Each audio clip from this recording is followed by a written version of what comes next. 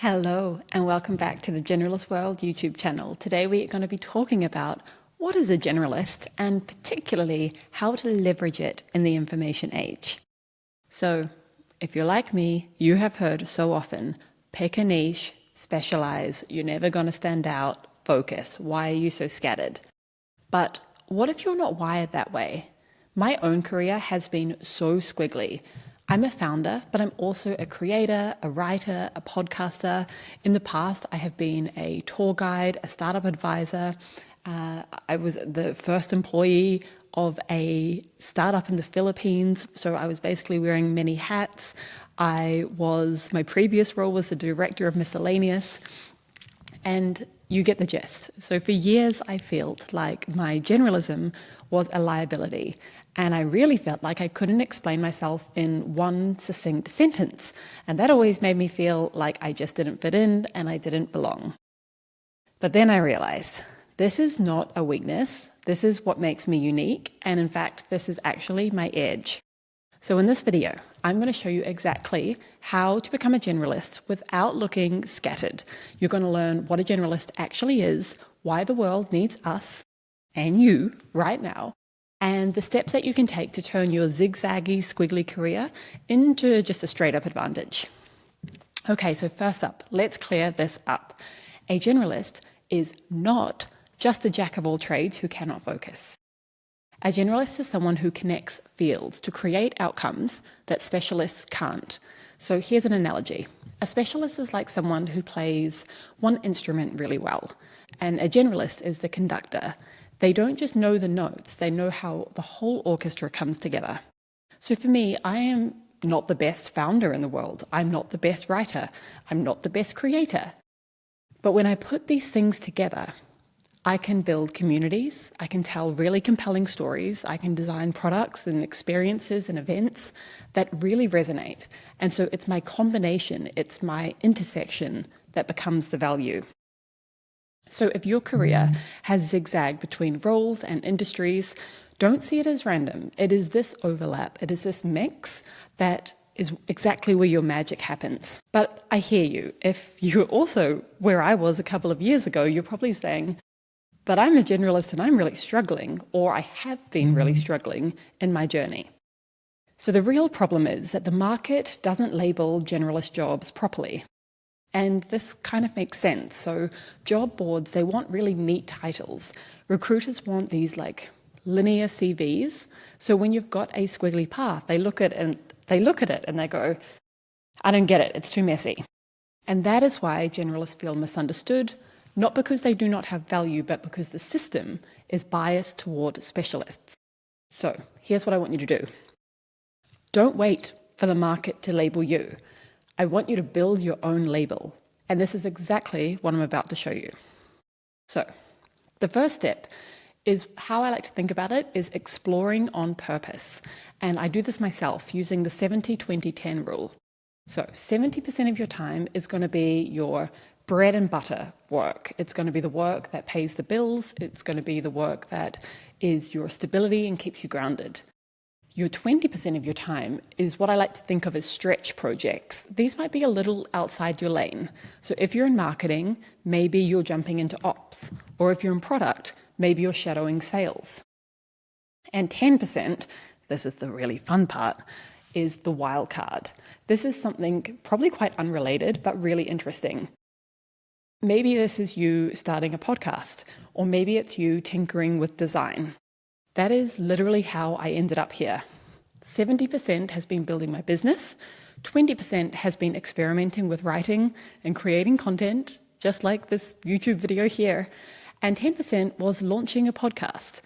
And together, this mix gave me a whole new identity, founder plus creator. And the interesting thing is, if you had asked me this a few years ago when I first started Generalist World, would this be where I ended up? Absolutely no idea. You don't know until you start walking. You don't know the path that you're on until you start walking, and then the path kind of emerges in front of you. So if you are still stuck thinking, I just do too many things. No, you just need to structure it. 70-20-10 is a pretty simple way that can keep you stable, but still give you that like exploratory energy that you crave at the same time. Okay, so now exploration is great, but if you stop there, you might risk just looking like you're doing a lot of random things. The real power move, the move that I see people within Generalist World make that takes them from scattered to, oh wow, superpower, is all around integration. So here's a simple way to do it. I want you to grab a sheet of paper and I want you to draw a 2x2 grid. On the left to the right is going to be breadth to depth. And then the bottom to the top is going to be technical to human. Now, I want you to plot your projects. For me, founding a company goes top right. It's deep and it's human. Writing sits somewhere in breadth and human, and podcasting is probably breadth and somewhere in between. So I want you to put them all on the grid, and I want you to see the patterns that jump out. So I realize that I am an innovator and I am a connector. If you're not sure also what your kind of archetype is, you can go to generalistquiz.com and we have a free quiz which will help you figure out these archetypes. So this is all why integration matters, because suddenly your zigzag, it's not just all over the place. You actually have a golden thread. You can point to it and say, oh, this is who I am and this is the value that I bring. So try it. Go and plot, say 5 of your last projects, and I guarantee there's going to be some kind of pattern that starts to emerge. Okay, the last step is to position it so that other people get it in under 10 seconds. Wouldn't that be cool? Imagine you're at your next networking event and someone asks, so what do you do? And instead of wanting to crawl under the table and hide away, you're able to give them a succinct answer that makes them lean in and say, okay, I get that, cool. And then you can go down the rabbit hole of all the things you actually do. So a really easy formula is I help audience achieve outcome by your through line skill. So for me, it might be I help people with squiggly careers find belonging and growth by building communities, events, and content. See how clear that is? It doesn't list every hat I wear: founder, writer, podcaster, creator, YouTuber, startup advisor. It doesn't list everything. It just shows the outcomes that I deliver. So I want you to do the same. Take your through line from the 2x2 and plug it into the sentence. And then, really importantly, test out the sentence. Put it out on LinkedIn. Use it when someone asks, so what do you do?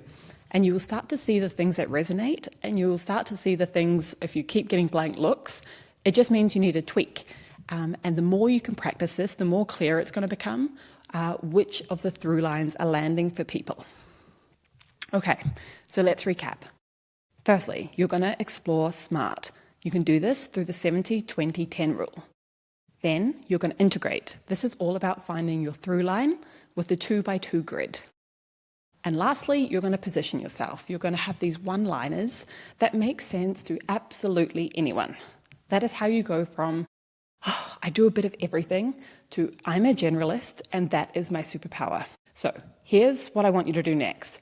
Once you go and draw this 2x2 and you create your one-liner, come and comment and share. I would love to see the comments on this video, and I can help give you feedback so that you can see how other generalists are framing theirs. And importantly, you're going to see that you're not the odd one out. You're actually not alone. There are so many of us, and you are a part of this bigger movement. Because in the information age, it's not always specialists who win. It's actually generalists who know how to package their value. See you in the next video.